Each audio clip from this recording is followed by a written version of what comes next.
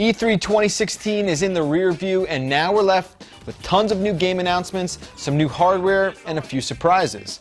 But as it seems to be every year, a lot of E3's focus centers on the battle between Microsoft and Sony for console supremacy. We couldn't wait to hear just how both Sony and Microsoft would pitch the world on their forthcoming step-up consoles. Microsoft decided to show their hand, dishing out info about the Xbox One S and looking ahead to Project Scorpio. Would Microsoft have kept quiet if these two new consoles didn't leak out before E3? We're not totally sure, but at least the company decided to come clean about its upcoming consoles. First is Xbox One S, a smaller all-white console with a built-in power supply and support for HDR and 4K video, though not for 4K gaming. Then there's Project Scorpio, which the company claims will be the most powerful console ever made, but we don't know much beyond that. Microsoft simply teased the notion that it's coming soon, likely next holiday season in 2017. On the other hand, Sony kept completely quiet about Neo. That's the upgraded PS4 that the company has already acknowledged. But if the plan is still to release new hardware this year, we'd imagine some kind of public introduction between now and the fall will happen. Of course, Sony does have new hardware in the form of PlayStation VR. That hits October 13th for $400, but it would be nice to know if PSVR will be able to benefit from Neo at all.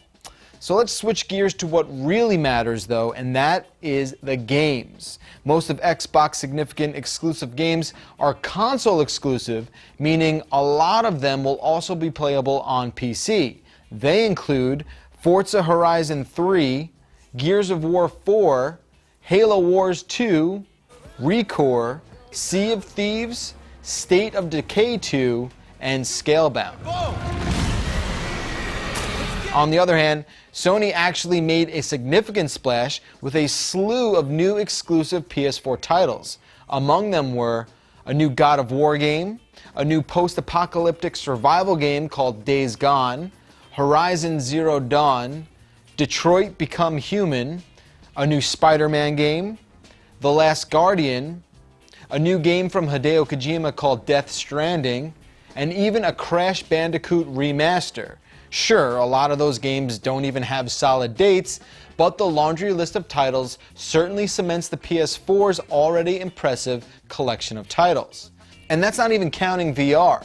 Sony teased a Batman VR game and announced that Resident Evil 7 would be entirely playable on PSVR. Now, to be fair, we're still not completely sold on the PlayStation's headset, but we'll know soon enough if it's worth a purchase come October.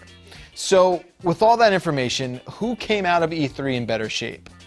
We can't deny that Sony definitely has Microsoft beat when it comes to exclusive titles, but Microsoft has what feels like a more lucid plan when it comes to their new hardware roadmap, even if it feels like their console options are all of a sudden a bit overwhelming. Microsoft doesn't necessarily have an answer to PlayStation VR just yet, though it's safe to say that Project Scorpio will support some kind of AR or VR solution, whether it's Microsoft's own HoloLens technology, Oculus, or even both.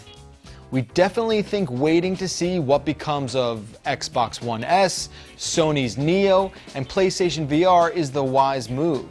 That should give you a better idea of which console to buy and what the future might hold for each platform. Either way, it's tough to deny that the rest of 2016 and beyond is going to be an exciting time for games. It's amazing what can just change in a year. It definitely feels like we're at the start of a big shift in games and consoles, and we'll be here to guide you through.